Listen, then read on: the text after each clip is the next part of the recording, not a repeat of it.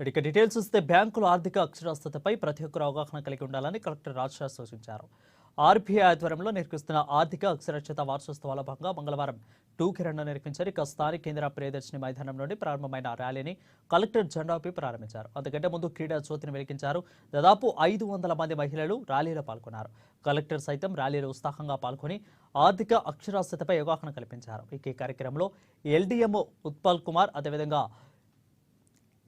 TGP regional manager Prabhudas, DYSO Venkateswarlu తదితరులు పాల్గొన్నారు. ఈ మేరకు కలెక్టర్ రాజశా మాట్లాడుతూ బ్యాంకుల ఆర్థిక అక్షరాస్యతపై మహిళలు, యువత సంపూర్ణ అవగాహన కలిగి ఉండాలని, పొదుపుతో పాటు బ్యాంకులో ద్వారా ఆర్థిక స్వావలంబన పొంది తమ ఆర్థిక స్థితిగతులను మెరుగుపరుచుకోవాలని అన్నారు. మహిళలు ఆర్థిక అభివృద్ధి సాధించేలా బ్యాంకులు రుణాలు అందించాలని సూచించారు. ఈ నెల 24 నుంచి 28 వరకు నిర్వహించే ఆర్థిక అక్షరాస్యత వార్షికోత్సవాలను విజయవంతం చేయాలని అన్నారు. ఇక ఆర్థిక అక్షరాస్యత కింద జిల్లాలో చేపట్టే కార్యక్రమాల గురించి ప్రజలకు అవగాహన కల్పించాలని అన్నారు. ఇక ప్రధానంగా పొదుపుపై విద్యార్థులకు వ్యాసరచన పోటీలను ఏర్పాటు చేయాలని, అవగాహన ర్యాలీలు, వినియోగదారులతో ఆర్థిక అక్షరాస్యత సమావేశాలు నిర్వహించేందుకు చర్యలు తీసుకోవాలని కలెక్టర్ సూచించారు. నిన్న మనం ఫైనాన్షియల్ లిటరసీ వీక్ ఆధ్వర్యంలో ఒక వీడియో, అంటే 3 డిఫరెంట్ టైప్స్ ఆఫ్ వీడియోస్, తర్వాత పోస్టర్స్ కూడా రిలీజ్ చేయడం జరిగింది.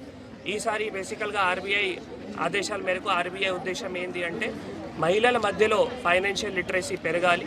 దానికి సంబంధించిన ఆ వీడియోస్ కూడా అట్లనే ఉన్నాయి. మహిళలు ఏమైనా రంగంలో కావచ్చు, హోమ్ మేకర్ కానీ, ఎంటర్‌ప్రెన్యూర్ కానీ, ఫార్మర్ కానీ, బిజినెస్ కానీ, ఇండస్ట్రియలిస్ట్ కానీ, ఏమైనా రంగంలో కావచ్చు, వారి మధ్యలో సేవింగ్స్ కానీ, తర్వాత క్రెడిట్ కానీ, లోన్స్ కానీ, ఇంకా ఏవైతే మనం ఫైనాన్షియల్ లిటరసీ సంబంధించిన ప్రొడక్ట్స్ ఉన్నాయో అవి మహిళల మధ్యలో ఇంకా అవేర్నెస్ రావాలి. మహిళలు ఇంకా ఎక్కువ కూడా అడాప్ట్ చేయాలి. బ్యాంకర్స్ కూడా మహిళలు ఎక్కడైనా ముందుకి వస్తే వాళ్ళకి సాయం చేయాలి. దానికి సంబంధించిన ఈసారి ఆర్బీఐ నుంచి ఈ ఫైనాన్షియల్ లిటరసీ వీక్లో ఈ మేజర్గా ఉద్దేశం కూడా పెట్టడం జరిగింది.